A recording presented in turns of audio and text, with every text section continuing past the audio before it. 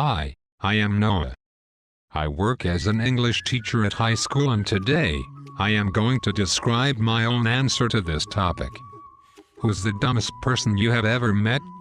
To start with, it's not uncommon as a teacher to have students who are a bit behind the curve in certain aspects, but 99.999% of the time they are keen on something. They might not understand how to identify a noun or what theme is, but they somehow know how to make a mean plate of nachos. You learn pretty quick to not judge fish for their tree climbing ability. I thought this was the rule when I was teaching until I met Kevin.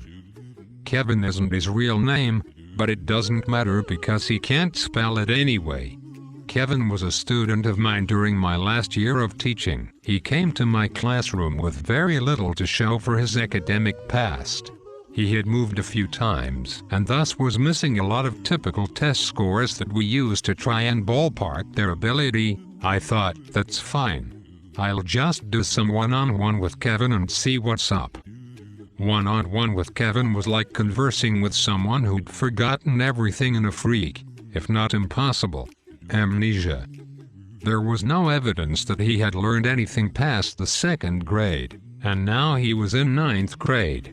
Flabbergasted, I figured we needed to get more serious with this. If he was going to be in my class, I needed to know why and how. I decided to meet with him, his guidance counselor, his parents, and another teacher to see what was really going on. This is where it all became clear. It was by some incredible fluke that his family hadn't been wiped off the face of the earth years ago. Odds are his entire heritage was based on blind luck and some type of sick divine intervention that saves his family every time a threat presents itself. Kevin was the genetic pinnacle of this null achievement. So here's a list of events that made it abundantly clear that God exists, and he's laughing uncontrollably. Kevin frequently forgot when and where class was. On more than one occasion, I had to retrieve him from other classrooms.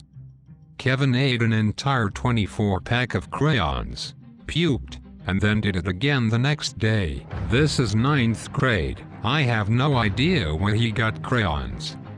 Kevin was removed from the culinary arts program after leaving a cutting board on the gas stove and starting a fire. Twice. Kevin threw his lunch at the school resource officer and tried to run away. He ran into a door and insisted it wasn't him. Kevin stole my phone during class. I called it. It rang. He denied that it was ringing. Not that it wasn't his. Not that he did it. No, he denied that the phone was actually ringing. He tried it 3 times before the end of the year. Kevin called the basketball coach a motherfucking bitch during gym. Basketball tryouts were that afternoon. Kevin tried out. It didn't go well. Kevin's mom could never remember which school he went to. She missed several meetings because she drove to other schools, none of which he ever went to. Kevin tased himself in the neck before a football game. Kevin kept a bottle of orange Kool-Aid in his backpack for about 4 months. He thought it would turn into alcohol. He drank it during homeroom and threw up. Kevin say the N-word a lot. Kevin was white. The high school was 84% black. Kevin got beat up a lot. Kevin stole another student's iPhone and then tried to sell it back to them. Kevin didn't understand that his grade was dependent on tests, quizzes, homework, classwork, and participation. Kevin finished his first semester with a 3% average. He tried to bribe me with $11. Kevin spit on a girl and said, "You should get out of those wet clothes." The girl was the Spanish student teacher.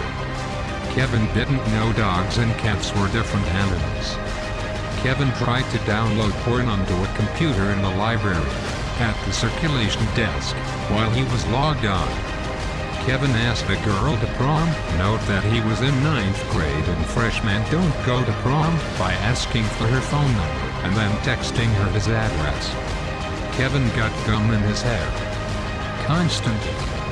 Kevin regularly tried to cheat on assignments by knocking the pile over, grabbing one before I had picked them all up, and then writing a name on it wherever there was room. Kevin had several allergies, but neither his parents nor he could remember what they were. They were very concerned that the holiday party, it's high school, we don't have those, would have penis. When they finally got a doctor's note, he was allergic to amoxicillin. Kevin and his parents took a trip to Nassau. My question is, how the fuck did they even get airline tickets? And forgot all their luggage at home. I didn't believe him when he told me until I talked to his mom, who told me first thing when I saw her at the bi-weekly meeting. Kevin's grandfather apparently died in a chainsaw accident. I can only assume God was looking the other way that day. Last I heard, Kevin wanted to join the Air Force.